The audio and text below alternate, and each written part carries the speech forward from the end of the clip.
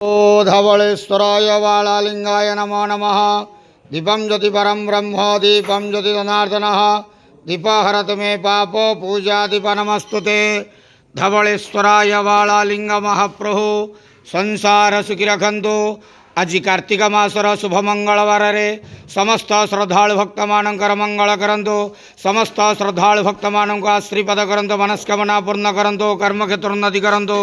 ग्रहरिष्ट खंडन करंतु। जगतर मंगल करंतु। विश्वर कल्याण करंतु। आपणकर नाम विख्यात करंतु। शिवकर डाक श्रवण करंतु। समस्त गुआवसा भक्त मानकर मनस्कामना पूर्ण करंतु। जो जो भक्त मैंने आपण पाखे मानसिक रखिंट मानसिक पूर्ण करंतु।